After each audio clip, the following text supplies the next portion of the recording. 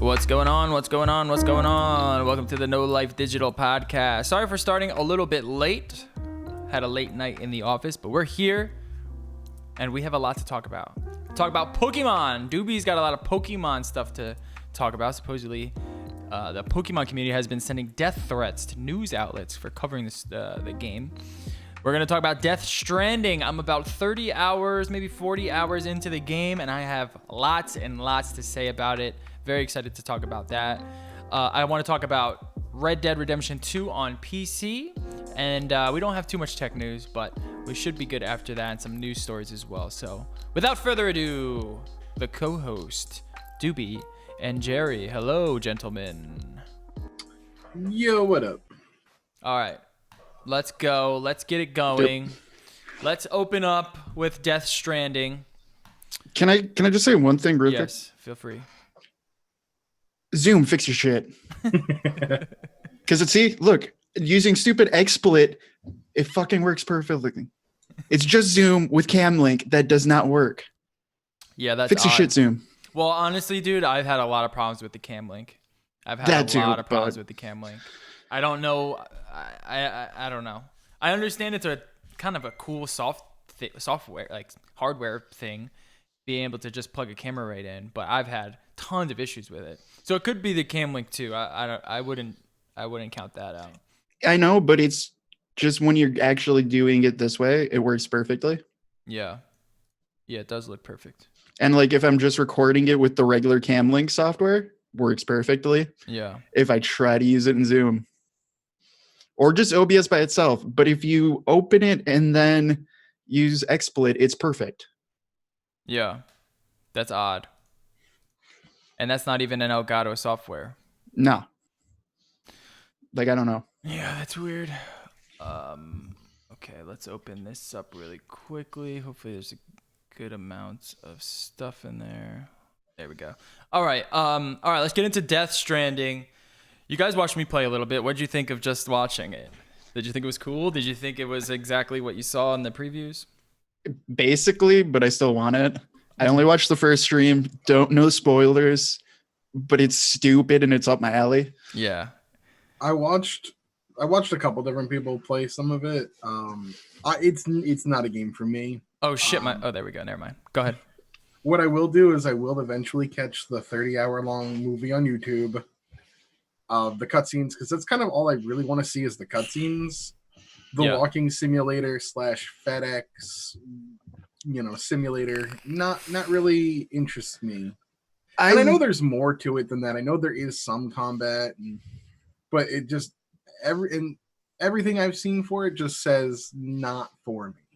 Fair, I could see that too. Yeah, it's not for everyone. No, but like the intro, I enjoyed a lot. Like the first bit the first night you streamed like probably 3 hours of it. It was like, okay, I'm into this because the story's engaging as fuck. I don't care.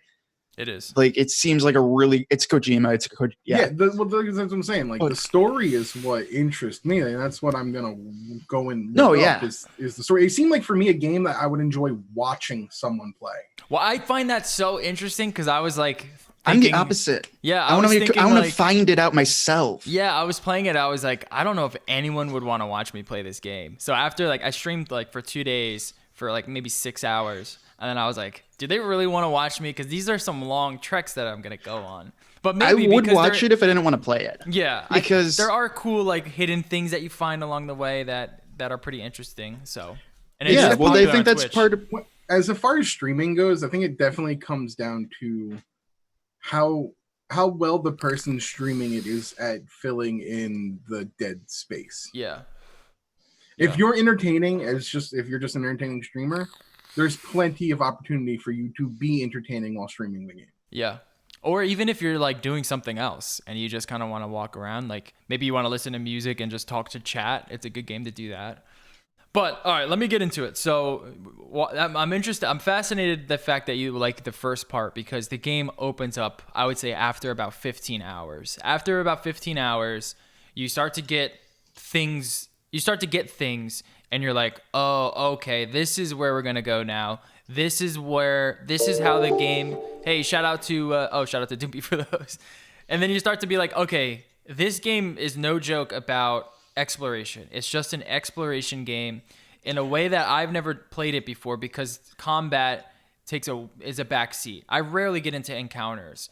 That's why I want to play it myself. Yeah, and it's just all about just traversing the world and making if you like hiking, this game is for you. This is like a hiker's fucking dream. It's like future hiking. This is kind of, I summed it up before. This is on Twitter. I summed it up as this. This is what I think it is. It's Kojima's Animal Crossing. That's exactly what this game is. It's all about sort of building out your entire United States and kind of just exploring the world and doing these fun little jobs for people and listening to the characters and at its heart, it's so simple. But if you like that sort of gameplay loop, it's extremely rewarding. And it's weird because I never thought I would be a fan of this sort of game. But I am. I'm addicted to the game. It's just so relaxing. It's so fun. The story is really cool. Some people don't like the story, but I think it's cool enough. It's a Kojima story, so it's really weird, and it's got really weird humor loops in there. But I think the story is engaging enough to keep you wanting to find new people and connect these towns. I think the game really comes together after that first 15 hours where you start to get this material and you start to understand, like, okay, let me build out my world now. There's certain places here that I need to build these structures, and you can lay stuff down and foundation. You have to go fetch materials so you can build the rest of it, or you can get people that are online to help you build it, and then you kind of get these connections with these people.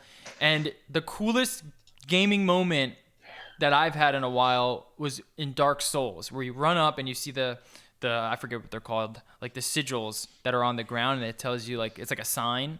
It'll say like what was the one that I encountered?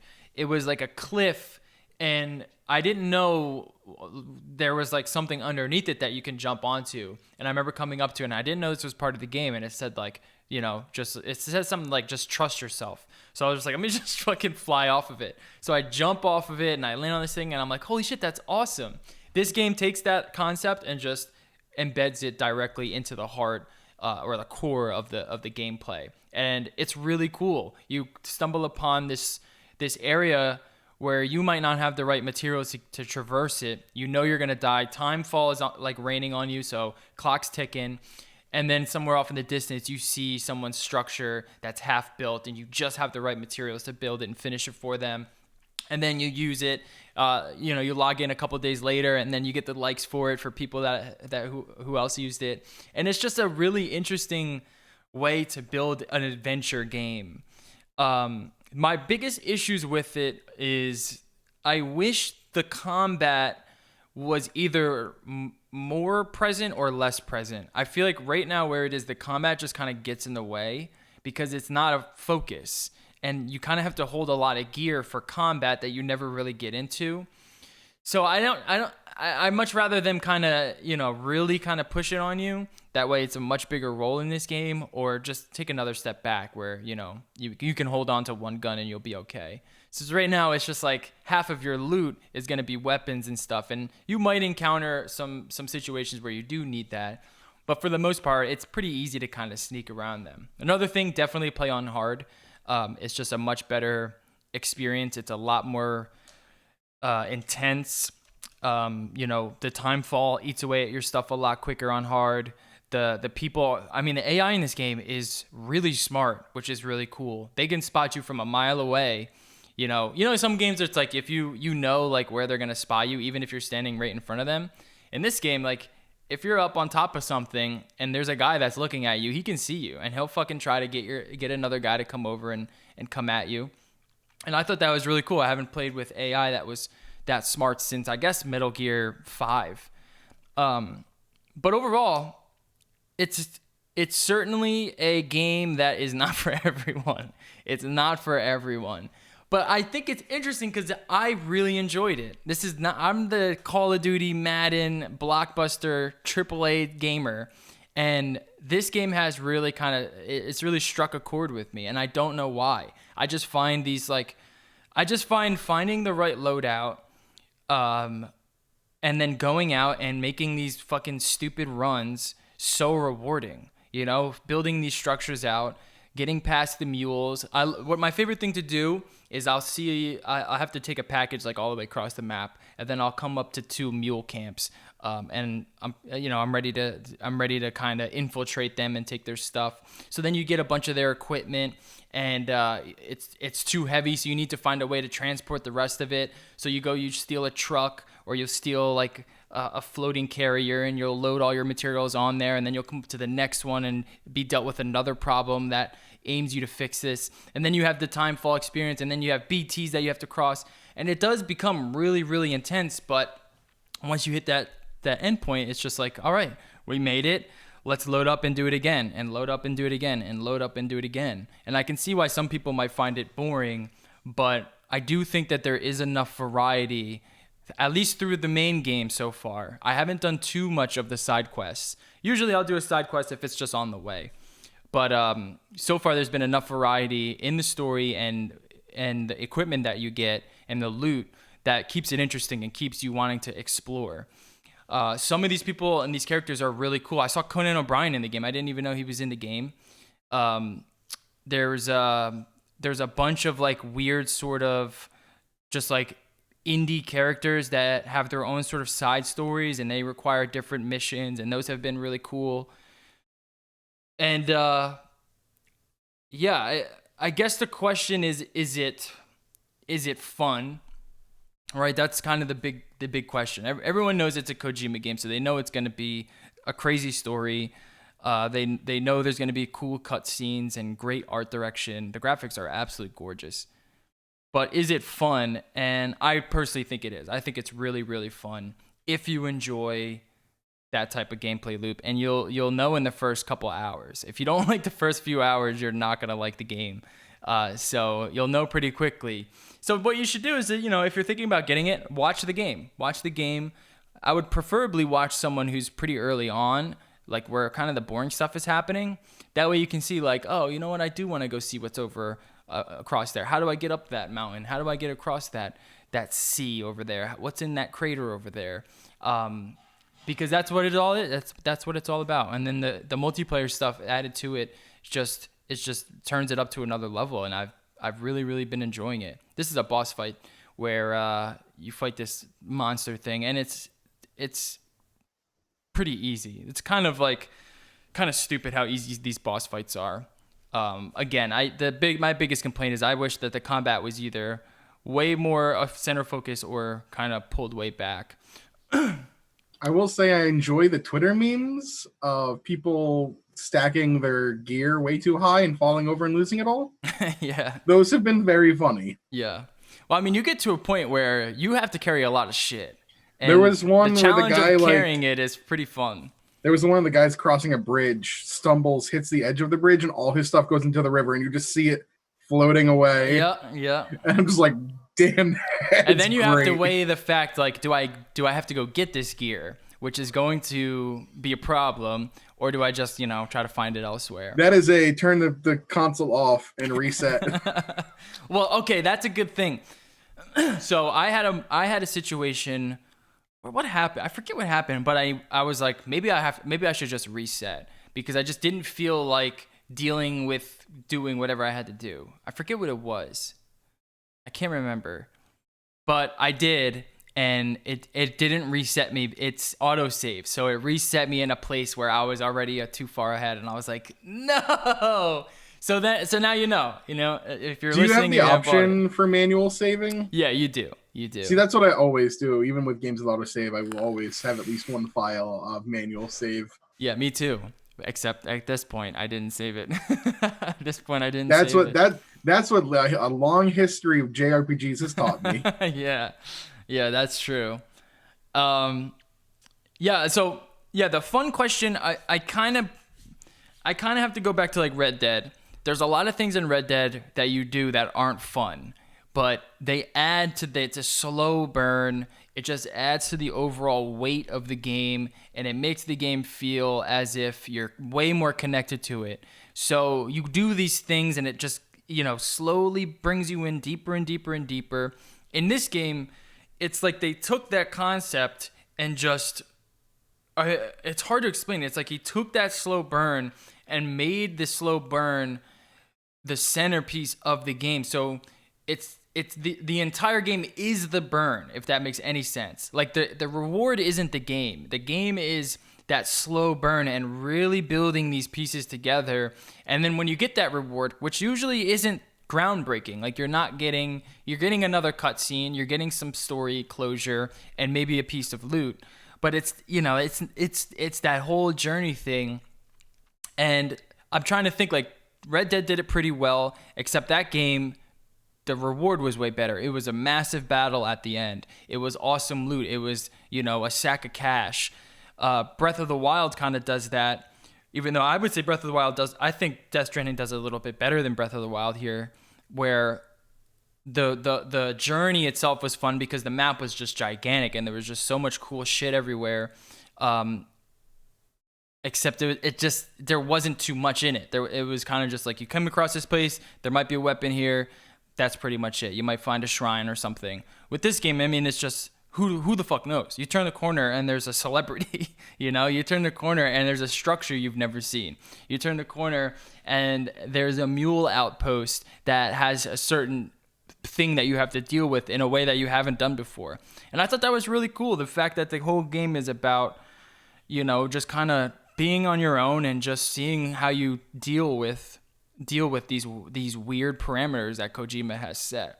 Do I think the game is like a masterpiece and groundbreaking? I'm not sure yet. I need to finish it. I'm on that path though. I certainly understand. No, you're not. I certainly understand it's a masterpiece.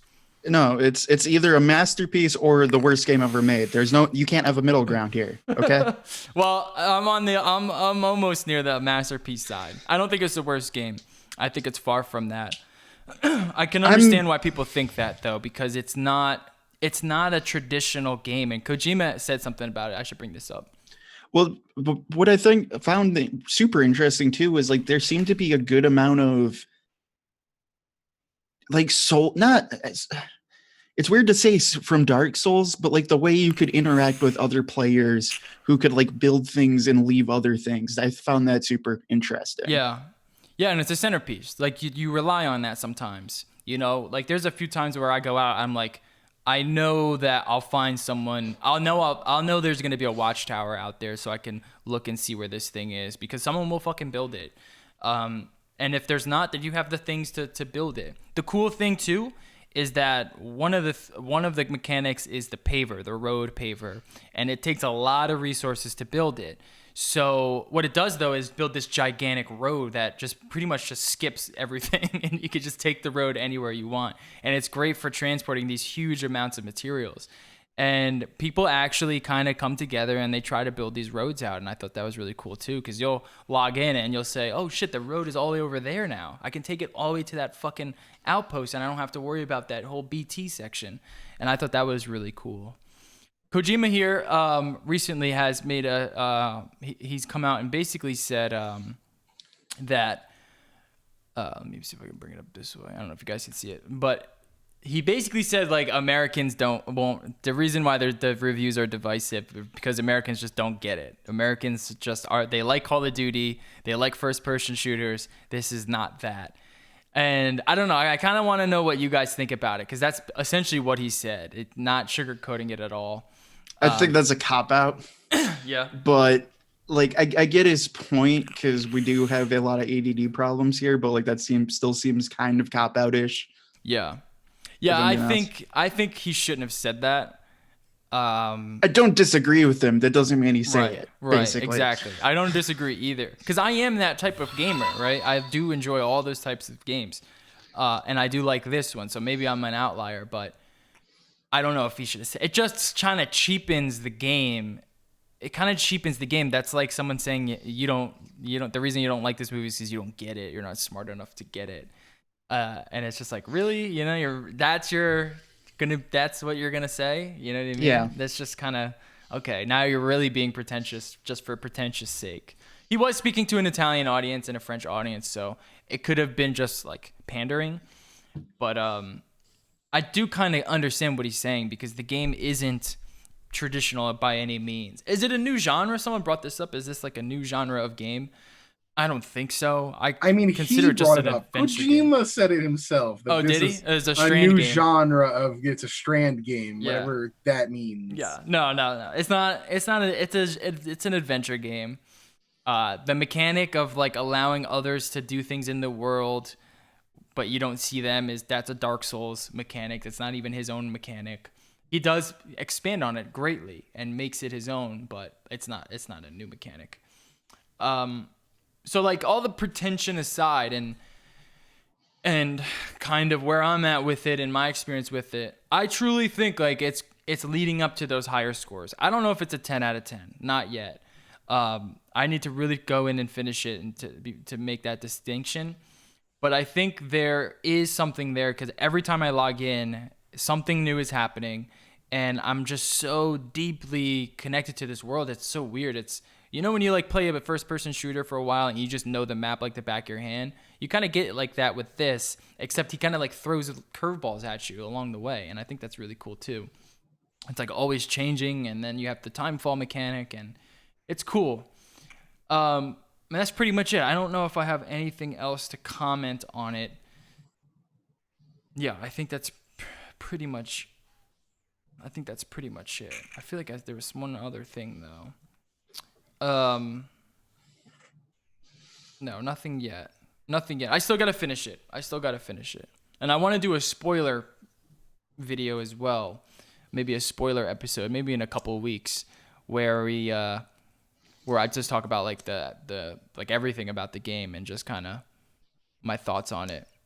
I might skip out on that one if I haven't beaten it yet, because this seems Takes I don't a know. long time. Yeah, I can tell that, but it's like I don't know. I'm definitely kind of into this. I don't know if I'll be as into it then. Yeah. But the idea of it's mostly just this. It's a Kojima story. I want to find out the Kojima story my way. Yeah. And I don't want that spoiled. Yeah. Oh man, there's this cool mission that I played recently, and it's just like, because it's so simple. Take this package, go here. But then it gives you these weird parameters that, hey, Bears Girl, thank you for the Twitch Prime sub. He gives you these weird parameters where you're just like, okay, this is gonna get interesting. This is gonna get pretty interesting now, because you have to deal with it in just like in the most upfront way. You can't just like fight your way through it. You can't level your way up through it. There's no like, you don't learn the combat and get good at it. It's literally you have to figure out how to survive, and I think that's a cool way to build a game. So yeah, that's my critique so far. Here's a quote. Others claim Death Stranding is a pretentious and boring mess. I could certainly see how people think that, for sure. You definitely gotta get about an entire, AAA games hours worth in there before you start to be like, oh, it's actually walking around. Okay. Like, it doesn't click for you until this point where you're just like, oh, the game is walking. It's not nothing else. There's no fighting. There's no RPG mechanics. It's walking. So does it really take 10 hours before it gets good? I'd say like 15 hours. Damn, that's a long time to invest. Oh yeah, it's a long time. But I didn't have any problem getting to that point. I actually enjoyed it up to that point. It seemed like it went by pretty quick. I was gonna say, even just watching, like I watched for 4 hours and it felt like probably an hour. Yeah, like it goes by pretty quick. That's slow burn, man. Like it's something that people need to really do in gaming, I think, more often. I can see the gameplay taking that long to like get interesting, but for me, at least, just watching this story had me there. Yeah. Like the story definitely had me interested enough to be like, okay, this is kind of moving quick for me. Yeah. Yeah, and the story where I'm at right now, it's cool. It's really cool, and it deals with a lot of different things, and a lot of the pretension that people are talking about. It does deal with these issues, and it brings up a lot of issues. It's pretty cool. I want to finish it though before I speak on all of that, because I'm curious where he's gonna fucking take it. Who knows? All right. Doobie, wait, that's gonna be in news. All right, let me talk about Red Dead really quickly. So I have Red Dead for the PC. I got it. Red Dead's probably one of my favorite games ever made. Red Dead 2. I got it for PC. I want to be able to run it 60 frames per second on Ultra. I install it. I'm ready to go. I got everything all cranked up. I got a 1080 Ti, 9700K. I should be good. 1440p. Boom. It's snowing. The game looks absolutely gorgeous. Looks fucking phenomenal. I'm like at like 20 to 30 frames per second. I'm so mad. I'm like, no. At 1440p? At 1440p with a 1080 Ti, 9700K, 32 so gigs they of didn't. RAM. So they did not optimize it for PC. No. They did. They did optimize it. It's just so How are you good. getting that slow frame? Well, no. Have you seen screenshots if you can actually run it? Like, you have full mustaches where you can see like every follicle and bullshit like that. They optimize it so good. This is the new Crisis. It's the new Crisis sort of deal. So you need a 2080 Ti. You need two of them. If you want to play 4K 60 Ultra, you need more. A 2080 Ti can probably get you there, but I would say, you know, you might have to compromise. You're going to hit areas where you're going to go under 60. So you might need two of them. But what's great is you can bring it down to low and medium, and the game still looks amazing. I mean, it looks great and it runs great. It just sucks because every other game to this point, I've been able to just max out, no worries. I'm above 100 frames per second. With this one, it's just like, God damn, Saint Denis, it's getting dicey. I'm getting down to like 59 now. This is one of the few games I have to turn VSync on. But yeah, I mean, it looks absolutely incredible. And it makes me want to be like, all right, let's upgrade the GPU now. I don't think I will for some time. I want to see what the next 3080 Ti is going to be, which should be coming out in the next few months at least. And I'm going to be pissed if I get the 2080 Ti and then the next one comes out by the time I get it. So I'm going to wait. But if you're thinking about getting it and you're having issues, a lot of people have been having crashing issues and it's just not launching. Try setting it to Vulkan. It runs on both Vulkan and DirectX 12. But I just throw it on Vulkan. I have everything around like medium, a few settings up on ultra like textures, and I'm getting 60 frames at 1440, and it looks way better than on console. So they did a good job there. I thought it was pretty cool. And check out Digital Foundry did a video where they dive every single graphic option and what it does and how you can get it to look like Xbox, which they call the optimized look, and then, you know, figure out it that way. But it's Red Dead. It's still amazing. All right, Terry. Let's talk about Terry, Doobie. What do you think of Terry from Smash? Let's see if I have footage. I might have footage. Not my new main. Yeah. But out of the entire roster, he is the character I've had the most fun playing with. Oh yeah. Like, Joker's still my main. Terry has not supplanted that. Just because Joker, I think, as a character, is still one of the best characters. Yeah, he is. But as far as actually just, like, playing the game, Terry's just so much fun. Yeah. His moveset is really good. Oh my God. Like, the input commands aren't... I'm still like, I mean, you gotta get used to them. You know, I'll still have the problems where with any input command, where it's like I'm trying to go for Bust a Wolf and I get power wave or something. And then you fucking dive the other way. Yeah, that's been a Fly off the map. His main problems are his biggest problems are landing is difficult. If you're caught in the air and you try to recover, like try to get down onto the ground, especially when you play a character like Cloud or Joker or somebody who just really is really good aerial coverage, it's almost impossible to land. So don't get knocked up in the air. Yeah. The Terry Ditto is a lot of fun. He's also a character that really benefits. Like if you have 100 damage, you have the whole mechanic where you get those extra inputs and you're able to kill your opponent. You can kill him at like 60. If your opponent is not like you, once you get the lead, essentially, you can really hold on to that lead. Oh yeah. But if you fall behind, it is a bit of a process to try to come back. Yeah. But he does have a very good comeback factor. All the animations are fantastic. The stage is great. The music is fantastic. 50 songs. Yeah. The from stage SNK. is awesome. I love the stage. I want more stages like that, maybe with platforms. Yeah, I mean his stage is the stage is not competitively viable. But with all that music, it's totally a great choice now for if you want to do a Final Destination variant or the Battlefield variant. It's totally like really good option for that, just because the music's so good. Yeah. Yeah, I've been really digging them, man. I've been having a blast with them. I love learning all the because I was playing with Ken for a while. One of the And same big kind of things I move. find with him is his dash attack. If you block it, often goes through you, and in order to punish it, it's really hard to punish his dash attack. Mm-hmm. Because every time like There's I a get few moves caught, that cross people up, which is pretty cool. yeah, it's definitely a cross up, which is fantastic that he has that because it's almost in line with fighting games that have cross ups. Yeah. Yeah, one of my combos I is love it. I have a specific combo that the end move crosses them up if I needed to. So if they have the shield on and I can just cross them up and I don't have to worry about them trying to punish. And the fact that he cancels, like just like in regular fighting games, where if you connect with that move, you can cancel animations. Yeah. Some of the ones I found that I really like is if you do. I mean, the main one you're going to find online, of course, is jab into power dunk. That's like the online spam right now.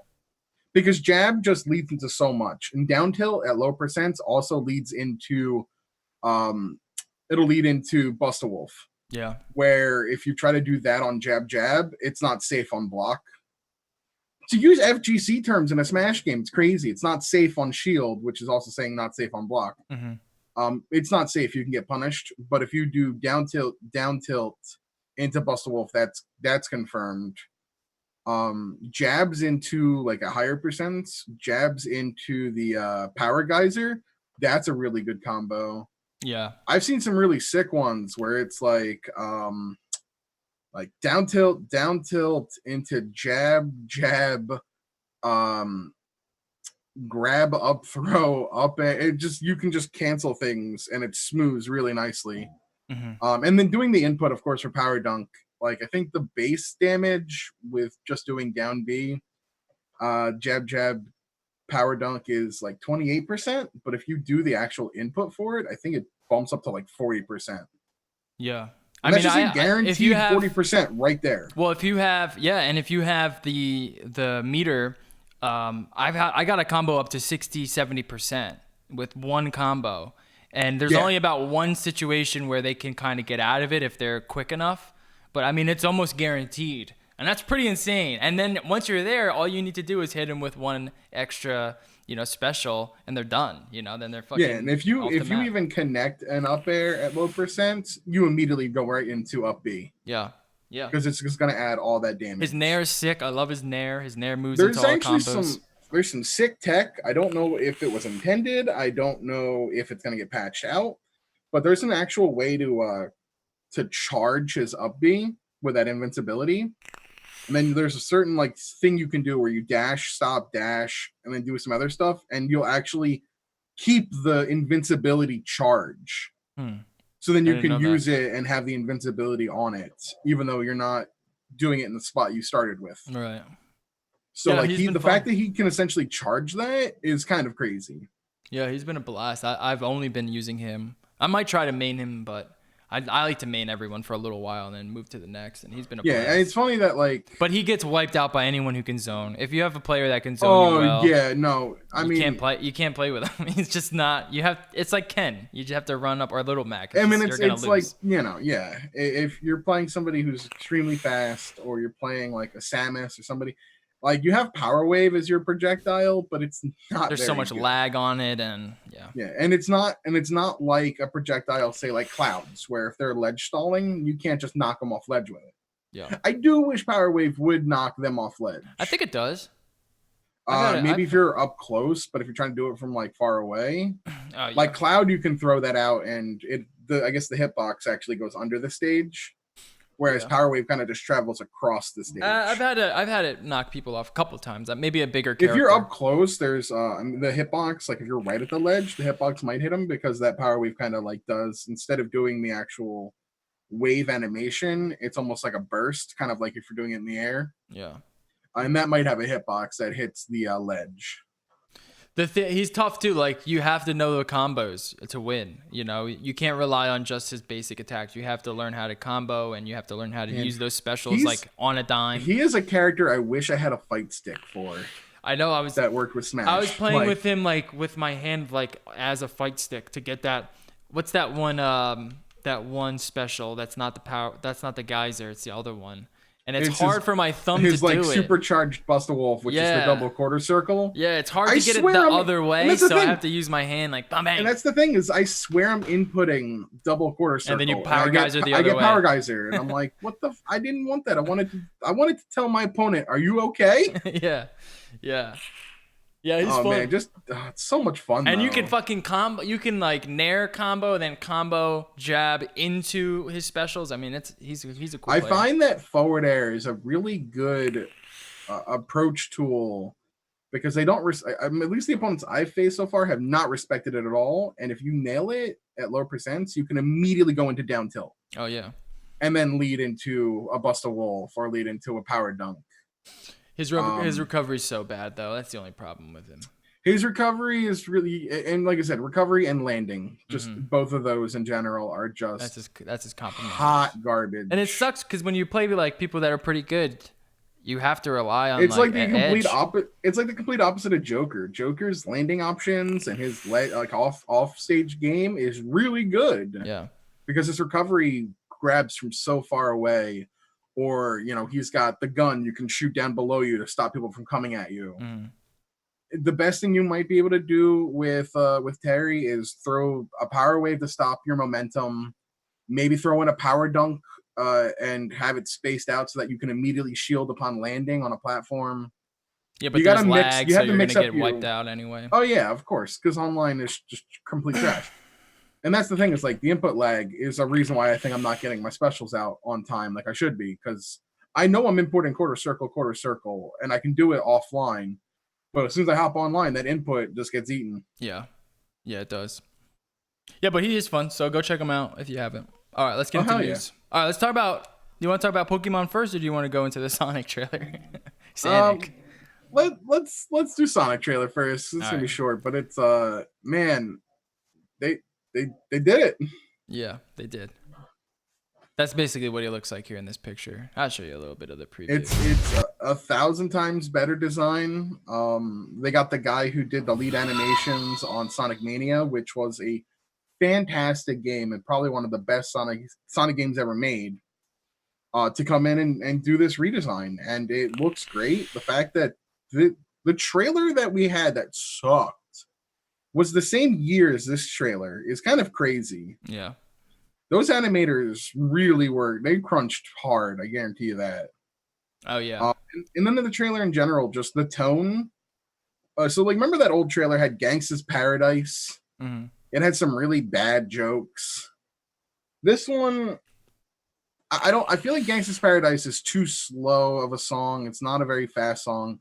This one comes off with Ramones, like, what is it? What's the Ramones song it has? I don't know. I forget. But it's the Ramones. So it's high energy punk music, which is kinetic, and that's the idea of Sonic is fast, lots of energy. It conveys the tone better, and the jokes are actually not terrible. I mean, I still don't think it's gonna be a good movie. Here's the question: are you gonna go see it? I'm gonna go see it. I was gonna go see it regardless. I was hoping you said no. I was hoping you said no. You're gonna see it regardless? I was gonna go see it. Hey man. Sometimes a train wreck, you just can't look away. Oh my god, I can. But no, I will definitely see it with this better design. And what I'm actually, some of the jokes I've seen online that I'm hoping would be funny as hell is give me a post-scene trailer leading up to a second movie where Dr. Robotnik is creating a clone Sonic. Sonic. And he's going to create Sonic, and it's going to be the old design as the bad guy. I would enjoy that. I would see that where the old design's the bad guy. Yeah, I would see like that the clone. Sure. Oh, that would be hilarious. The methed out clone. I mean, it's they and just Jim cartooned him up. Great. They just they gave him like actual cartoon. They made him look like Sonic. Yeah. Like there's no other way around it. Yeah. And that's what we want. That's what the fan base wanted. They wanted it to be Sonic. They didn't want Sonic.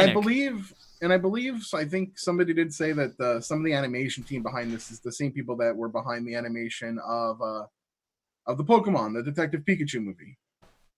So they're actually good then.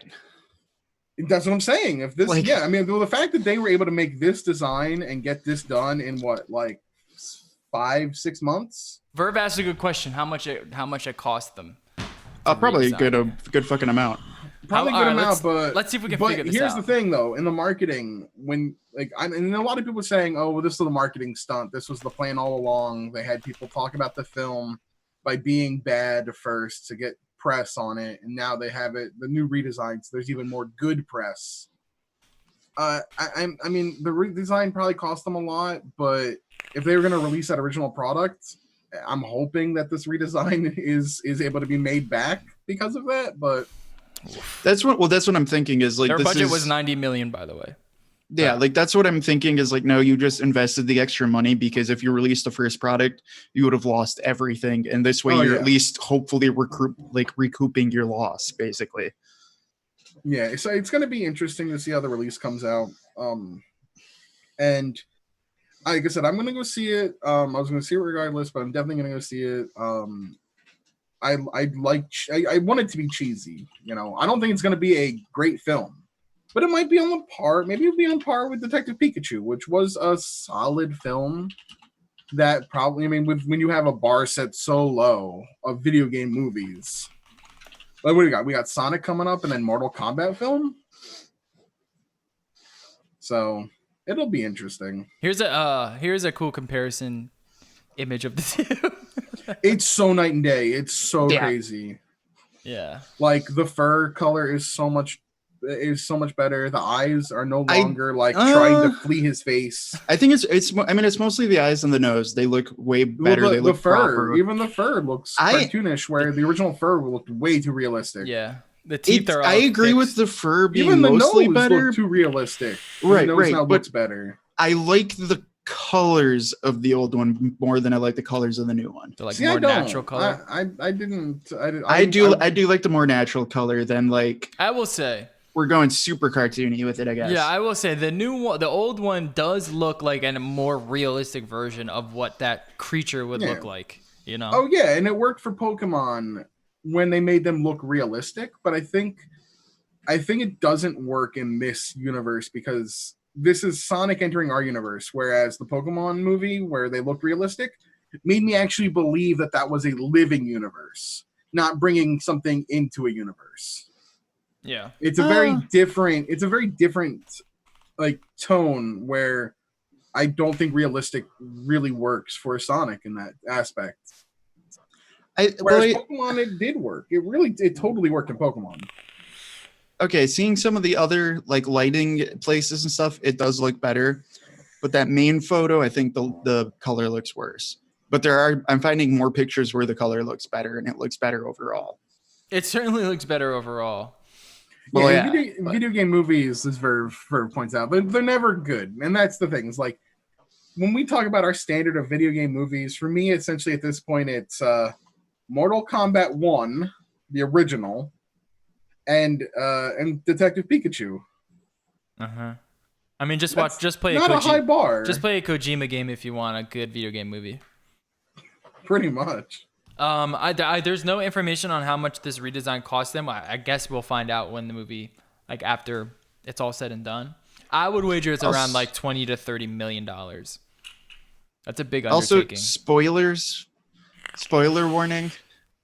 Someone has a screenshot of Sonic making out with a dog, and I don't know how I feel about that. Oh, that was the end of the trailer where the dog's like licking his face.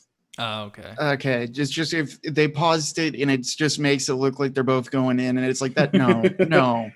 Oh, the Sonic community. Hey, man, you never know with that community. There's a scene where Sonic has like a towel on his head, and it's like towel wrapped around like he just had a shower, and somebody's already edited boobs on it. So the Sonic community is just fucked up. Yeah, they're weird. All right. Lead animator. All right, yeah. All right, Pokemon. All right, dude, we get into it. Tell us the story. All right. There's a lot of quote unquote problems happening with Pokemon right now. And the first one off is this first link, of course, is they announced this a while ago, and they've cut the Pokedex. Essentially, what that means is the new game has over 900 Pokemon. Which is with the massive... new game with the new game added in, the Pokedex would be over 900. Oh, okay.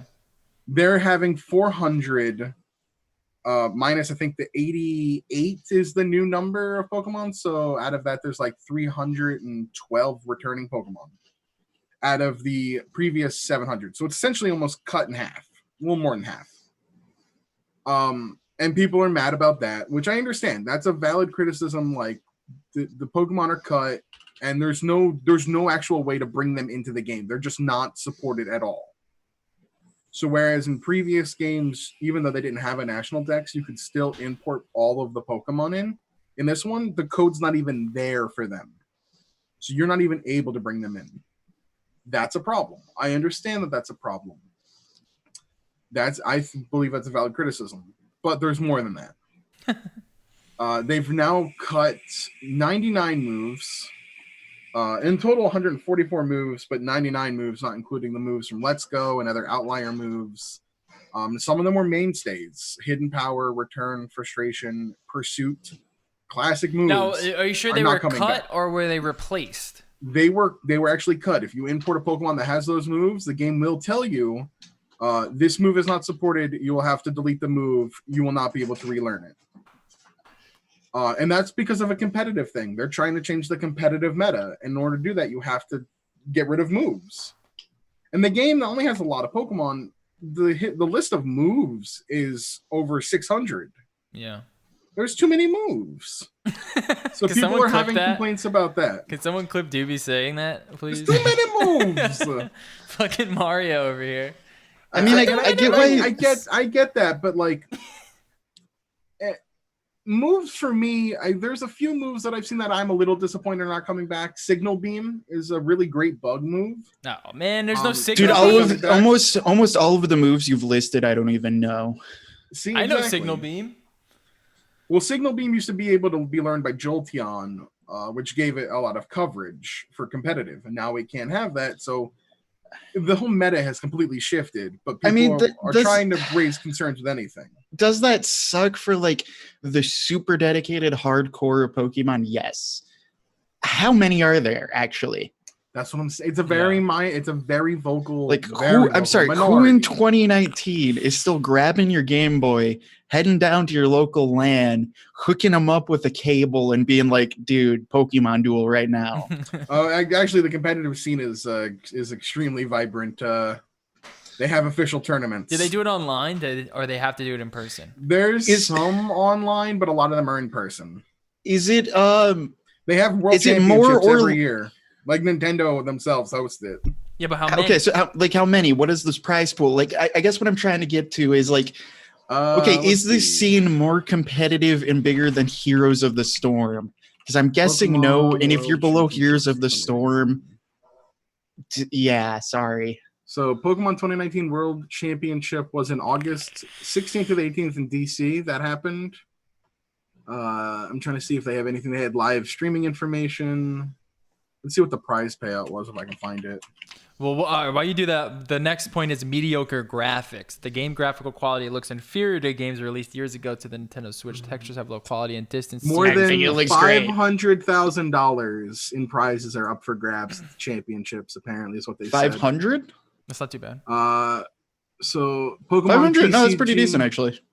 That was all together. So the format of prizes depend on the age of recipient. 18 years of age or older, 1st through 8th place. Choice of scholarship or cash. Top finishers in 9th place or lower, cash.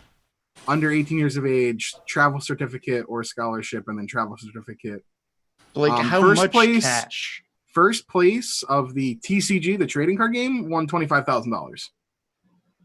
25,000? If you came in 17th to 32nd place, you got $1,500. 25,000 or 2,500? 25,000. Okay, that's not bad if you win it. But that was for the trading card game.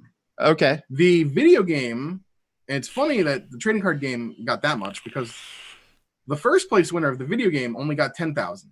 Yeah, that's what I thought. Okay, you're worse than Heroes of the Storm. I'm sorry. No one cares. You're not an esport. So the Pokken tournament, the fighting game, first place took 6,000 in that.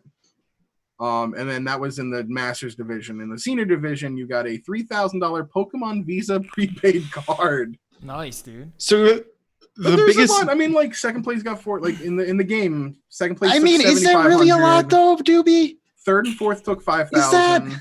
No, but that's not And enough. for Pokemon? I mean, for sure, for Pokemon, that's a good amount. But it's like, okay, so I mean, there are Smash tournaments. There if are you win major the Smash Pokemon tournaments with less tournament, payouts than this. oh, I know, and that's kind of partially part of my point. But it's one of those like, okay, so congratulations, you beat everyone in the world at Pokemon. You won enough money back to pay for your hotel and plane trip there, and that's it. I'm wondering, like 25. Like, man, the fact that like the TCG had much higher payouts. That's interesting. I guess that's weird. I think also the TCG is honestly probably more interesting and competitive than competitive Pokemon. It probably actually. I don't know. It probably actually is. I mean, there's. I mean, look at Magic. Magic's still doing like 100 grand tournaments and shit like that all the time. Dude, Magic and the Gathering just got inducted into the Toy Hall of Fame. So yeah. Yeah. Well, no, like I mean, like I can see Pokemon still doing really well in TCG games because like those still never went away for those types of people. You know what I mean? Like they're still big and actually make Yu-Gi-Oh. money. People still play Yu-Gi-Oh! Like it's crazy. Really? Like no, yeah, Magic, Pokemon, Yu-Gi-Oh! Like those are like the big three. Like all of those, Magic. They still have tournaments, dude. They like Magic Yu-Gi-Oh. Makes bank. Well, Magic had like monthly tours. Magic has like a whole thing with it. But my point is, that's why they're focused on that and not the hardcore dueling community of Pokemon players. I'm sorry. Like I get it. It's a lot of fun. I like beating up my friends in Pokemon. But like, dude, it's a casual game. Like you cannot, it's one of those games where you can never make this like an actual hardcore, we care so much about a move set when the entire game is like baby's first casual game, which is, it's the best game ever for that. I'm buying it. It's amazing for that. But if that were true, it's not a hardcore game. If that were true, why did they remove the moves then? Do you think they just... Dude, because you're putting it on the Switch. And they gave it actually 3D graphics for like the first time ever. I will say, I don't know how much space there is, and I know a lot of people have complained about the optimizations that Game Freak has, where Nintendo is very good at optimizing games, but apparently Game Freak is not. And the fact is, the file size for Sword and Shield is 9.5 gigs, which means based on cartridge sizes, which, I mean, people are going to buy digitally, but there's still a lot of cartridges. They have to use the 16 gig card, which currently is the second highest card that is available for Switch games. If they were to throw in all of the animations, all of this data, it might actually exceed that 16 gigabyte limit, forcing them to use a 32 gigabyte card, which nobody currently making games for the Switch wants to use that card. It's far too expensive. So I can see maybe them adding things later down the road through download in order to avoid having to up to another card just based on price alone. That's why a lot of games like LA Noire and them like that, I mean, they'll put a game card out. It's that also makes sense too, though. Yeah, it'll have half the game on it because they're not going to pay for that higher cartridge size. Yeah, like it makes sense to me though too, because this is your first like real Pokemon that is. Even though it's the Switch, and you can argue if the Switch is handheld or an actual console. This is the first proper official real Pokemon. I was gonna say because Coliseum was on the GameCube. Right. Let's get and there's stadiums, there's all those, but like this is the first Pokemon that is on a console. And this game is huge for a Pokemon game. You just said it's almost 10 gigs, dude. It's 9.5 gigs. Yeah. Every other past Pokemon game was like maybe 2. How much of that is based on poor optimization? I don't know. The game is big. That's there. That's probably there. And that is, I mean, yeah, it could be poorly optimized. They could have really been poor at compression, which is crazy because they could have simply gone, hey, Nintendo, help us with this because they're the fucking kings of compression. True, but look at the file size of Breath of the Wild. Yeah, but we don't know if it's not optimized. I mean, the game looks big. Well, that's that's kind of my point that I'm thinking is like it can be unoptimized. It probably is, honestly. Yeah. But like, it's a 3D Pokemon game made for a proper console, basically. Yeah, and let's say if like this, this game the game itself is 4 times the size of any Pokemon game before. Let's say hypothetically they had to use the 32 gig card to put all this in. They would have to charge $70 minimum for the title over the 60. And I've seen that complaint where they go, well, Pokemon on the 3DS was $40. that was the 3DS. That was the price. Like you can't judge the game based on that for what the market value price of games is today. It's $60 games. That's not on Game Freak. That's on the market. Yeah, but they'll just release the DLC for $10. Any new game for the PlayStation, for the Xbox, for the Switch are pretty much $60 titles. If they wanted to use a 32 gig card, they raised it to 70, people would bitch about that. They're already bitching that it's a $60 title. Because the 3DS titles were cheaper. Because mad nerds don't understand economics. Yeah. All right, well, let's keep moving on to the point. Okay, Mediocre I was going back to it. All of the 3DS games from Nintendo had to be 2 gigs. They had to be a 2 gig game. You now have a 10 gig game. That's the size difference. Yeah. You gotta cut shit. Sorry, dude. What was Ultra Sun and Ultra Moon's Who the cares? last games to come Who cares? out? What was their file size? Mediocre graphics. Textures have low quality. 3.6 gigs. Yeah. I thought it looked pretty good. Honestly, So I think it does look good. There's been some screenshots that have pointed to certain textures, like there's a tree texture which looks like it's straight out of Ocarina of Time. I'm okay with that. Which looks kind of dude, it's fucking Pokemon. Okay, that's what I don't get. I get it. Where it's like I definitely put this lower. Like, on oh my no, list of this 3D concerns. Pokemon texture is bad. Dude, it's a fucking 3D Pokemon game, dude. This is awesome. It looks great. This looks better than any fucking Pokemon game has ever looked. And you're still bitching about, oh no, it looks bad. Get out of here. Sorry. Yeah. That's not you, Doobie. That's just the people in general. I know. I know. It's like you made it look like Pokemon Stadium. That's all I wanted, dude. It looks sick as fuck to me. And like I said, I think a lot of the criticisms are being way overblown. I do think they're valid criticisms. I just don't think they're as big as people make them out to be. Yeah. This, for me, is pretty low on my list of concerns. It's not a deal breaker. None of these are really deal breakers for me. Yeah, I mean, from what I'm seeing, the game looks about as good as any other on Switch. Imagine saying, I'm coming to Switch for the graphical fidelity. No, you're not. Exactly. You're not. If you want to play a game for graphical fidelity, you're not playing on the Switch. Yeah. You're not buying third-party titles on the Switch because they look better. All right. You're just not going to get it with that system. Bad animations. That goes this on one I with can graphics. understand. This was a big, and the only reason this is a bigger concern is because this is what the Game Freak actually cited as a reason why they cut Pokemon out, was to make improved animations. So when the animations aren't actually that improved, it does kind of beg the question of why did you, I wouldn't say lie, but why did you mislead us? Where are they seeing these animations? Is there actual gameplay footage? Like the whole gameplay game has fully leaked. It is fully leaked. People have already beaten it. Where are they playing it, on PC? With the code. There's some people who are currently messing with the code. Which is where some of these glitches I've seen. Wait, so they have an emulator for Switch on PC? Is what you're saying? I believe that is. It's not a fully working. It's not like a huge emulator, but I do believe that it is. See, I'm wondering if how much of this problem is because of that emulator now. I do wonder that. Probably a lot. Especially since the person who's been posting a lot of glitch videos out there about like soft locks and stuff is apparently editing and messing with code, and that will break games if you're gonna fuck with the code. Yeah, they can fuck your textures. So I can't take any video they put up seriously now if they're messing with the code. If that's a thing you're doing, then I can't say that your glitches that you're showing are true. I mean, then just from like the gameplay footage from the game. That from Thursday, so we'll see. From like what happened on the treehouse. I mean, it looks pretty good. So like they said, like Score Bunny headbutts with its feet. Did you really want them to Who fucking cares? 10,000 animations for these Pokemon? Yes, I do. Who even plays with animations on? It's slower. You turn them fuckers off. No. He needs to headbutt with his fucking head. You don't headbutt with your goddamn feet. I agree with that one. No headbutting with feet. It's not a headbutt. Cutscenes and restrictions.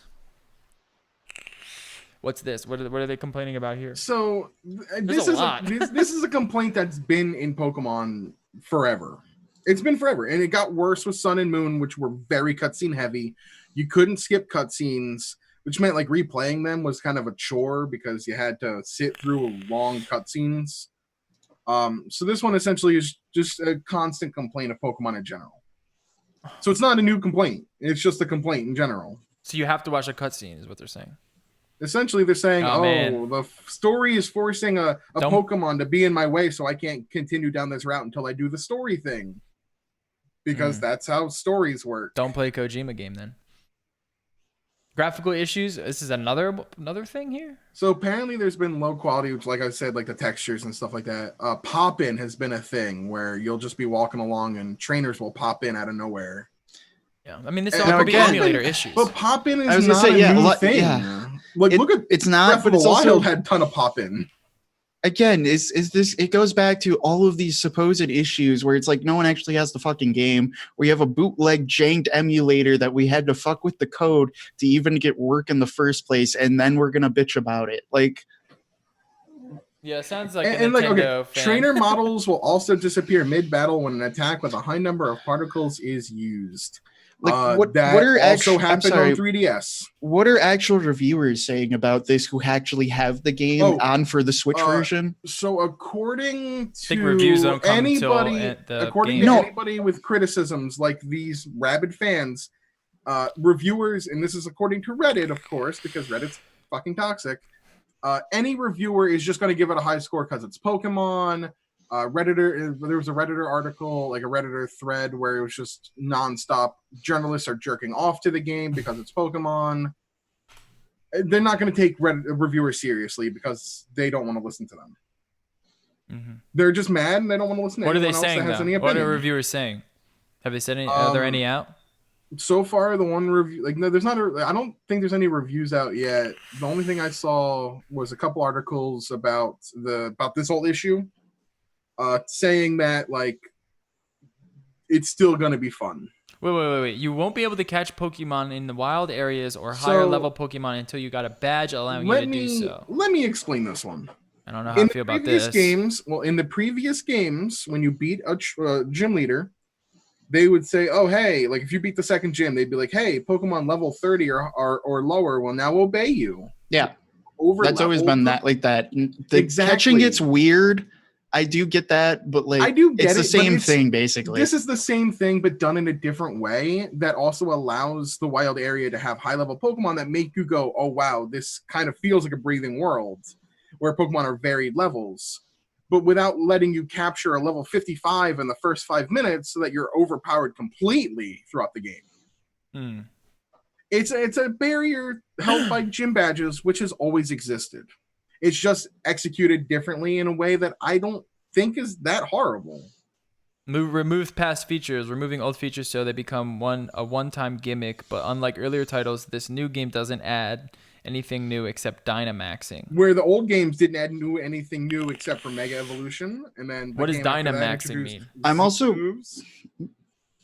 What is Dynamaxing? Dynamaxing is the thing in the trailers where, like, your Pokemon get super big. And it happens in, like, gym leader fights, where it's this whole idea of, like, size. Your Pokemon will grow exponentially large. Why? But it's tied into the story. Oh, okay. I thought you, like, feed them or something. But the thing is in Gen 6, X, and Y, you had Mega Evolutions, which was the gimmick of that game. It was like, oh, look, these Pokemon can become a new evolution, but it's only a temporary evolution. And then in the next game, in Gen 7, Sun and Moon, they got rid of that. It wasn't in a game. Or it was there, but it was nowhere. It was like not even a thing that they discussed, really. It was like barely there. The whole gimmick in that game was Z moves. In this game, got rid of Z moves. Because Pokemon needs to have a gimmick every gen now to not keep it as formulaic as it used to be, where it's like, all right, the game's formulaic.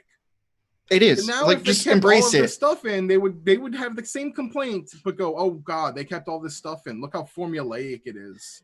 I guess it's a lose-lose argument. Yeah, like, I guess, and then to be devil's advocate, I'm okay with it being formulaic. I actually didn't like a lot of the gimmicks. I want like 5 Pokeballs. I don't want 47 different stupid ass Pokeballs that have certain situations you're supposed to use them in.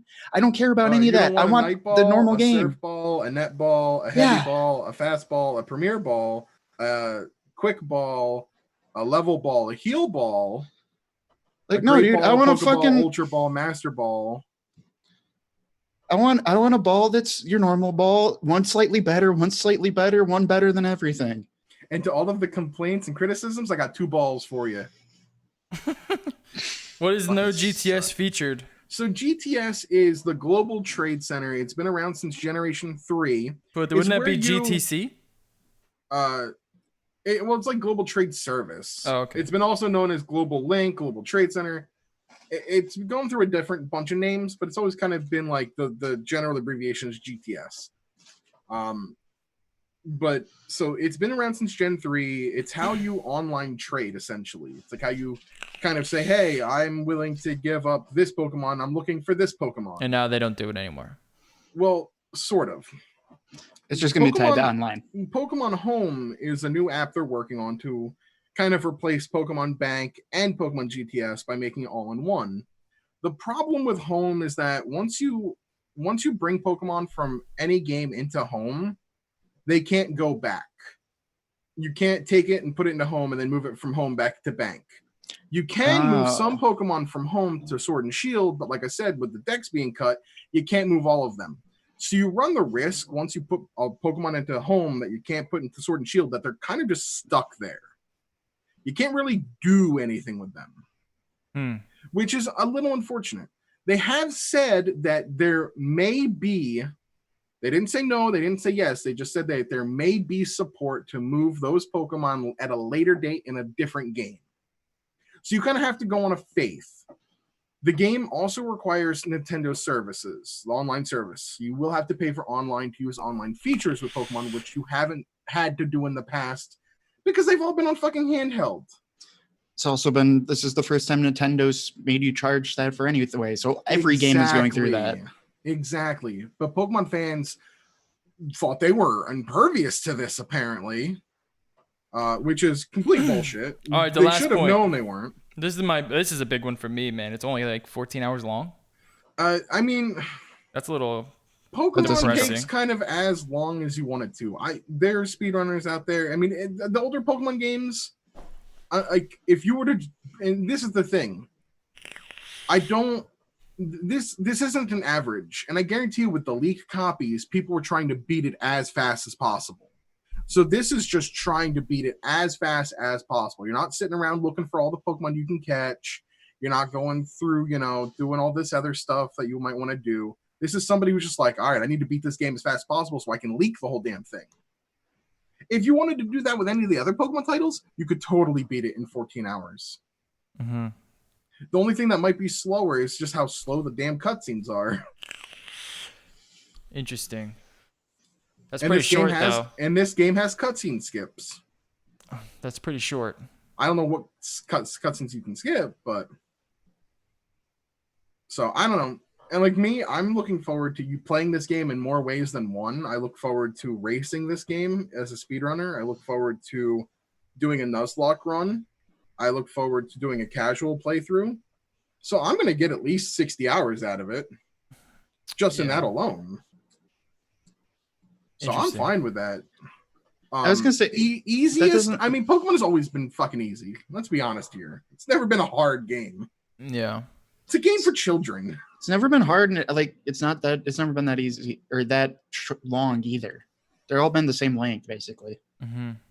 I mean, it's formulaic. You beat the gyms. After like 6 or 7 gyms, you do the side story mission where you like go fight the evil team, and then you go beat the 8th gym, and then you go beat the Elite Four. It's kind of been the same thing every time. Yeah. Well, I was hoping maybe you 30 have the hours. legendary battle as well. There's like a legendary. Honestly, it probably is 30 hours. Yeah. This is you're taking 2 Pokemon and you're trying to go through it as quick as fuck.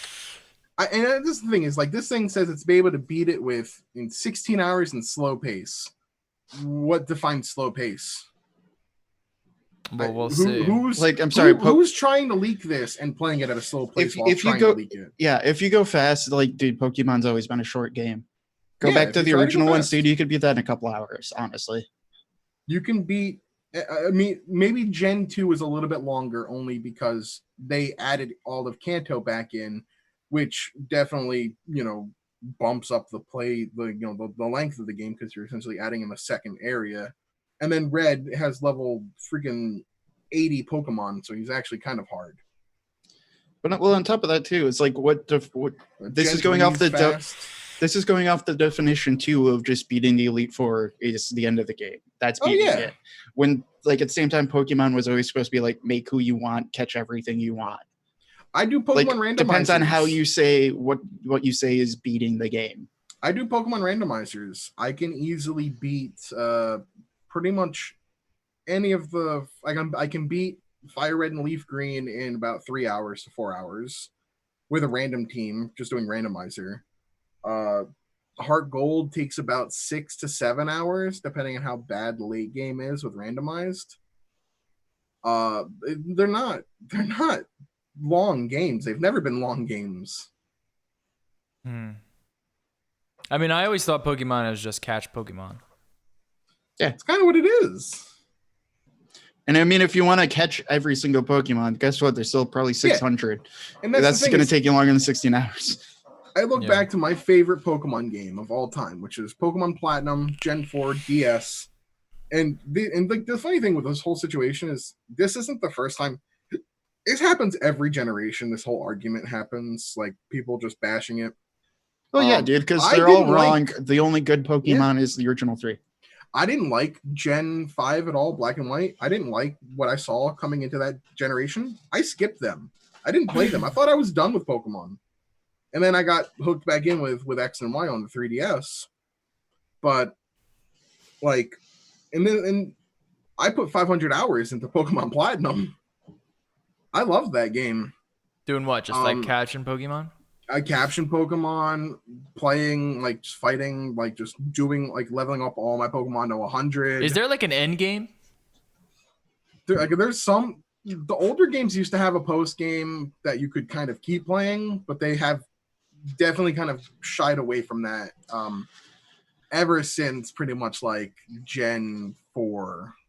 The other thing, too, is why I don't care too much about the length is, like... Honestly, Pokemon's almost like, at least to me, it's always been more of like an RPG roguelite-ish type thing. Not like roguelite where like you die and you go back, but like that's the fun is like going, okay, so you beat it with this team and then you're going to go replay it and you're going to get some completely different random set of team or whatever. You can always do challenge runs. You can always change the game to play it the way you want to play it. A Nuzlocke, for instance, is what I enjoy doing, where you do this whole thing where it's like, all right, you can only capture the first Pokemon you see in a route, and if it dies in battle, it's dead. You don't even get to use it again. It's automatically dead. It's a challenge run. Like I don't even mean challenge runs. I just mean like, okay, so usually the way I play Pokemon is I catch a couple, but like I catch like the first ones I want, the first 6, and then I go and win with that. Then after that, I'll go through and actually like go with whatever choose a different starter. Right, and I'll go through and actually just take whatever I find or something like that instead of being like, okay, I need this one specific flying Pokemon. I accept no substitutes. You know, like there's other ways to do that. Instead of like going, oh, what's the team that best beats this gym? You're like, all right, I'm gonna run in with this 6 for the whole game. Yeah. Oh no, I'd run with that 6 the whole game. That's the way I always play it first. So is there like online battles? Oh, yeah. You can play against other people online. Okay. And so then you can be a sweaty hardcore neckbeard about it and go try to win $10,000 to pay for your flight home. And then bitch about how there's not enough moves. And like I said, do I think some of these criticisms are valid? I do. Do I think they're as bad as people are making it out to be? I don't. And if people are really that upset, do what the free market allows you to do. Don't buy it. Yeah, that's not going to happen. If you don't like it, don't buy it. But here's the thing. I didn't buy Battlefront 2, but I didn't go on the internet and start blasting people who were buying it, saying that they were shitty people and sending them death threats. They're still going to buy it. The fucking Pokemon fan base has become extremely toxic. Like it's starting to reach like Dark Souls level of toxicity. Dark Souls has toxic fan base? Oh, Dark Souls is often known as having a very toxic fan base. Really? Oh, yeah. Have you ever watched people stream it for the first time? No. Oh, God, dude, go watch people stream it for the first time. Get Good. Get Good is from Dark Souls. Yeah, I was aware The of whole that. Get Good Or I meme. didn't know they were like. Are they sending death threats to fucking reporters? So death threats have been sent by some really terrible people, and I don't think they aren't the ones who like represent the Pokemon fan base. Sounds But like they do. death threats have been sent to all of the developers. Morale apparently is rumored to be the lowest it's ever been at Game Freak. Really? The guy who, yeah, it's a rumor, but apparently the guy who runs Cerebi, which is a fan site that did receive a cease and desist letter when they used to cover Pokemon leaks back in Gen 5. So they don't do that anymore. They don't cover leaks specifically because they don't want to get shut down by Nintendo. That guy has now been accused of not covering the leaks, so he's obviously jerking off Nintendo, quote unquote, and has received death threats for it. Which is extremely ridiculous. Like today on Twitter, I Stand With Cerebi has been trending because of it. I mean, it sounds more toxic than most pretty fan bases. It's pretty fucking toxic right now. Welcome to actual just watching Why Nintendo communities and fighting game communities and shooting game communities. Oh, and dude. definitely esports communities. Let's not forget League, Dota, and Overwatch. Dude, no, the internet's a shitty fucking place. Oh, it's horrible. It's the greatest and worst invention of our time. Yeah, I'm trying to remember like the worst community. I can't put my finger League is pretty goddamn toxic. Is Dude, it? League's bad, but no, League ain't got shit on our good old boy CSGO. CSGO fan base is pretty god awful too. Yeah, but at least that's just it's like part of like the initiation when you get into CS:GO. Like Call of Duty like as it's well. it's just like part. It's just part of it. Oh man, you get it from Nintendo. You don't expect it. Right. It's just Nintendo's like it's just a bunch of Nintendo's toxicity seems way more like vicious and like seething. They are held to a double standard. It's a double standard, but it's also like, dude, you're talking about a fan base who's primarily in their late 20s and early 30s who are still playing. Yeah, they're still playing Nintendo games as their primary pastime. They're fucking man children. They need to fucking grow up. Yeah, they definitely seem like they're the most seething group. If Pokemon is the most important game to you, period, and competitive Pokemon, I mean, like not just Pokemon, but like competitive ass Pokemon, and going and dueling whoever will duel you online, and like that's your shtick. Smash Bros is more acceptable. Oh yeah, I love that game. But like I said, like, sorry to be gatekeeping about it, but like, dude, that is it's always been a little weird to me. I'm as excited for Star Wars as I am for Pokemon. Yeah, Fallen Order. Yeah. Oh yeah, I'm totally excited for that. I'm a Star Wars nerd. So. I am infinitely more excited for Star Wars than I am Pokemon. I still play Apex, so let's be honest, I'm a Respawn fanboy at this point. You really have been. It's kind of surprising to see. I gotta stop. It's like one last company I would ever expect you to be a fanboy of. I should have gotten to Titanfall when I had the chance, and I didn't. You should have, but you're gonna get Star Wars. Everyone should have. Sorry, Titanfall was great. When Titanfall 3 comes out, I will. I promise. Yeah, I mean, you're gonna get Star Wars, and you're definitely gonna be happy. All right. Foundry calls Luigi's Mansion the best looking Switch game.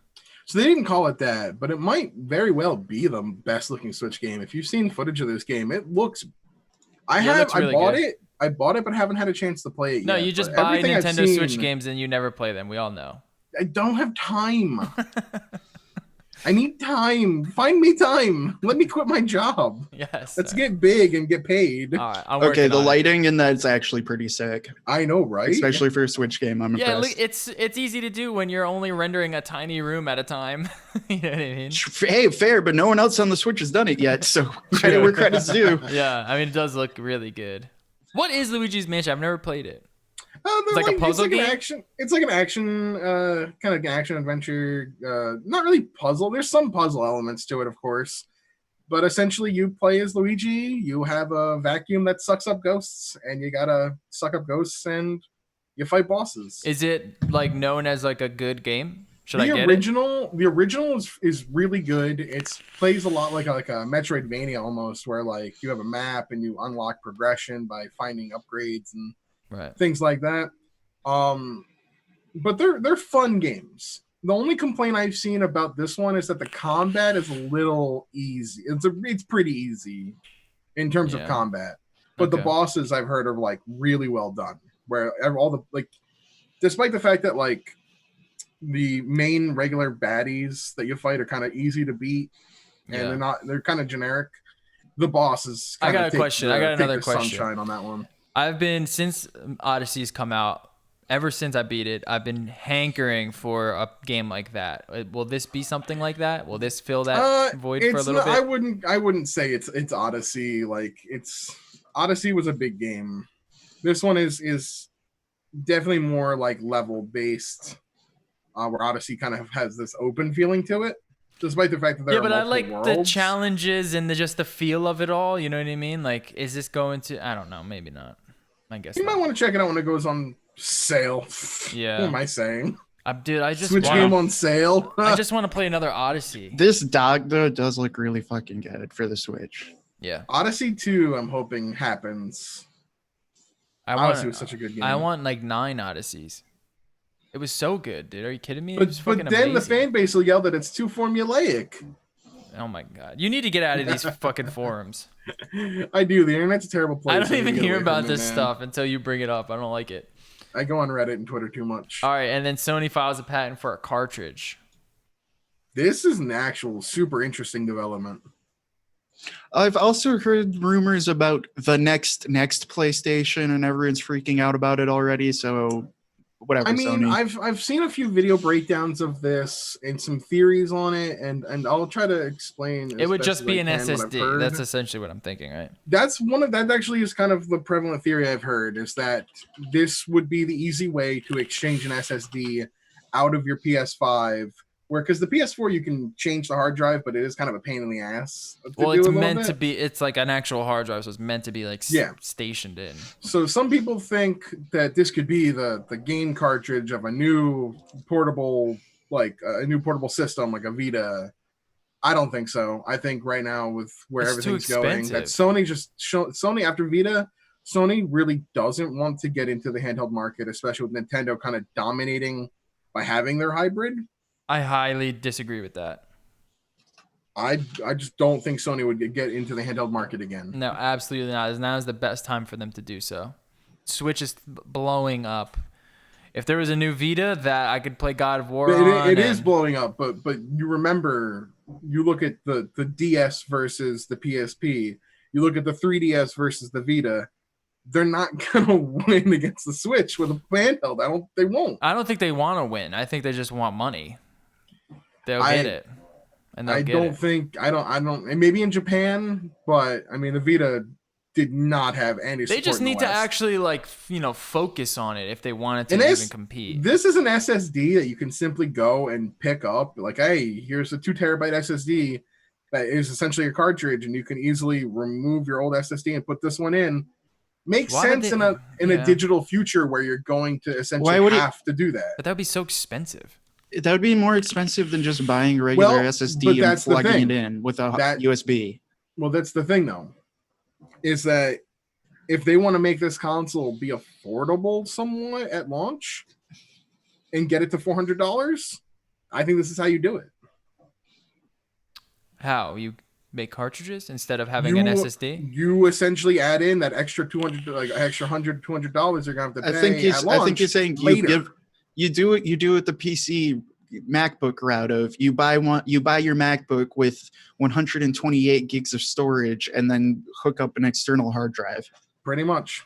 And that is how they get a PS5 to a $400 price point. I was thinking that companies would buy this, put their game on it, and then you would plug it in like a cartridge. Some people have thought that might be what they do instead of Blu-rays, and I don't think that's a viable route. No, that's too. That's what I was saying. It was too expensive. It's way too expensive, even though it is faster and it would make download and install speeds a lot quicker. It's way than too expensive. Blu-ray. It's just way too expensive. I mean, you look at it would be $60 just to fucking ship it out the door. Yeah, it's not an economically viable plan. But like to get a system down in price at launch and then offer this as an accessory down the road to expand your storage, that makes more sense. Yeah. Would also explain why the PS5 dev kit looks so fucking stupid. It would, yeah. Yeah. And I mean, like we'll see, but the fact that they already have the enclosure on this patent already done means that this is pretty decently along the line. You don't design an enclosure if you already don't have the internals figured out. Yeah. Yeah, you don't put an enclosure, but it also could just be patent hunting. Sony has a million patents. Oh, Sony! I mean, they have a patent for a hybrid, like a Switch style system. Like, well, that is the other rumor, that this is for a Switch Lite-esque system. I would love it. I would love that. I just don't think that's the viable plan. Well, you're thinking of it as like a console war idea, but when you're a company and you see the Switch taken off and you have $1 trillion, you can just see Sony doing it again. Yeah. Yeah, make a Switch. Why not? Buy it. Sony is the king of like bullshit, stupid products. Let's make everything. Yeah. Like if PSTV, and we all buy them all because Sony is the best. If they focus it in Japan, it might have a chance. I just don't see that picking up any. Dude, this is a Switch. This is actually a cartridge, so you can go use your Sony refrigerator with built-in screen and PlayStation and plug your game into your refrigerator. You know what this is? Sony will do that bullshit. This is a proprietary save card for your Vita. Oh wait, we already had that. Dude, I'll tell you what. If Sony came out with a Switch device and it was better, more powered than the Switch, and I could play games that were a little bit more powered, I would definitely buy it. Could I play those same games on my PC? You mean your PS4? Is that what you're saying? Oh, PS5 at that point. Or PS5? Yeah, you see the biggest issue I have with this though is like God of War is cool, but I don't know. Do I really need portable God of War? How big is this? I like sitting down with that game. How big is this? It doesn't. I don't think it says that. It doesn't. Like that would really tell you what it actually is. We had a size. If we knew the dimensions, then we would be able to better speculate. It looks just like a regular SSD. Yeah, and that's what I think. And that's what I think it is. It's got the same sort of like slot connector, like the red mags have. Oh god, if they did it like red mags, that would be hell. Yeah, that's what I was thinking. Like they were gonna do a red mag situation. Oh, that would be truly evil. They did say that their SSD is proprietary. Yeah, you could tell. And that's what this probably is. It's a proprietary SSD. Well, we'll see. I guess that could make sense. I'm gonna throw my hat on that ring. I'm gonna throw my hat in that ring. Oh, absolutely. No, that makes sense because people did start making renders of it, and it looks even more like that's what it is. Yeah. Which I think is a smart idea. But Sony is the company where you would still be able to attach an external. If you want to have it look nice, then you got to buy theirs. Like I said, I've sat here and said that there's no way in hell the PS5 is going to be less than $500. But now that this is a thing, if this is the route they go, then I could see it being a $400 system. No. At the base model. It's still going to be $500. Oh, I do personally though. I do like the idea of this if that's what it actually is. I mean, in an all digital future where you're able to quickly and easily just swap out hard drives. Yeah, exactly. That makes a lot of sense. Yeah. And I mean, I know Wayne's in the same camp here, but like, okay, game sizes are not getting smaller. They're only getting larger. Game size, dude. As a storage whore, like. Yes, I love this. Please let me do this and just have a stack of SSDs I can plop in with certain things. Because I'm already sitting here. With like I got 8 hard drives in this computer.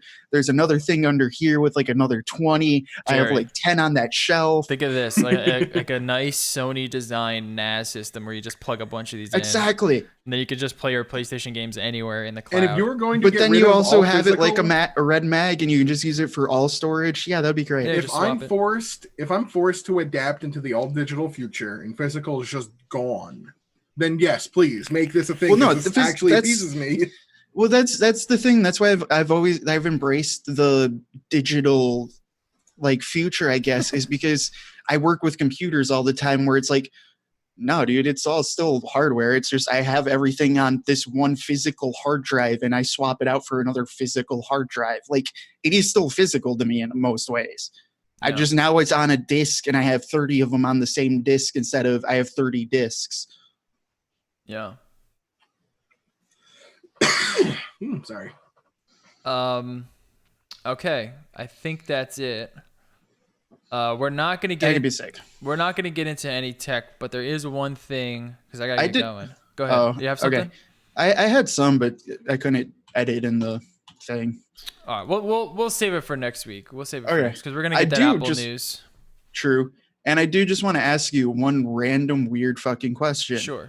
Ask away. So it's in October. We had a lot of camera launches. Yes, we did. We had, Canon launched a camera. Sony launched like 3. Canon launched like 3. Sony launched like 3. Fuji even launched one. Panasonic, I think, still launched one. Almost everyone launched a fucking camera in October. What sold the most in fucking Japan? Is it Canon? Sigma FP. Sigma? That came out on October 25th. The Sigma FP was the most sold camera in October in Japan. No way. Yeah. Good for Sigma. Yeah, that blew my mind. And it also, I kind of hate it because, okay, this camera's doing sick over there, but actually trying to find, you can find, like Philip Bloom's the only guy who's like ever put out footage of this thing. That's it. Like actually for like YouTube Western footage, like finding anything from this camera is good luck. Yeah. From what I've seen, it looks great. It looks great on all fronts. Apparently it's being bought like fucking crazy. So yeah, that's like, really let me surprising. see some actual footage. God damn it. That's really surprising. And I wonder why. I would imagine it's because it's the size. It's the size and it's Sigma. Like, yeah, I'm thinking Sigma over there. They're probably doing like a nice like promo thing going on. That too, probably. Some sort of like nice big PR push. But I mean, they don't really do that. It's also, it's Sigma, so like their glass is quality, and then their camera looks pretty quality, and it's also tiny. Here's a short trip to Matt Ryder Japan meetup, Mount Fuji Shizmo in Japan from Wants Needs on YouTube, and the footage looks amazing. It looks really good. It looks better than the Blackmagic. It's laggy. I think if you grade it properly, it can. If you go through you just go to Philip Bloom and you can play around with it, because that's probably the best thing Philip Bloom does, and I love him for it. Is when he gets a new camera, he'll post like 3 minutes of tests, but then if you go through his description, he includes links so you can actually download the actual footage he took and grade it yourself. Yeah, that's cool. And I think it looks really good. Now, would I buy one? I don't know. I don't know if I would consider it if it ends up looking really good. Yeah. It's a cheap 4K cinema camera if it ends up actually looking good. Yeah. Sigma is a great company. All right. And then, we don't need to get into this, but Instagram is going to be hiding their likes in the US soon. And I'm very... What do you guys think of it? We'll just get into it really quickly. What do you guys think? Do you guys think it's a good idea? I'm fine with it. I don't really care, to be honest. I think everyone's split. People are like... There's a lot of people who use Instagram as a business, myself included, and they go, I want people to see that. I want people to see the numbers. I want to be able to use the numbers. People, you can, there's reasons for having likes. True. And I understand them, and there's reasons for not having them. What do you weigh? Do we weigh mental health of the populace over business and finance? Or it's tricky. You should, because the counter argument, I guess, would be I feel like there's still going to be other ways where you're going to tell what your outreach is. Oh yeah. And if you go to right. And if you go to nothing is changing other than like the like number. Yeah. Now that definitely helps when you're trying to sell something or get advertising, obviously. Mm-hmm. But I'm pretty sure you'll still be able to figure out those metrics. Yeah. And it won't be too difficult. See, what's interesting is this would be way bigger news if everyone started doing this. Instagram kind of being the first one to test it. It's just like, all right, we'll see how this goes. But I would be way more on board if everyone was like, no more likes. No one's allowed to see likes.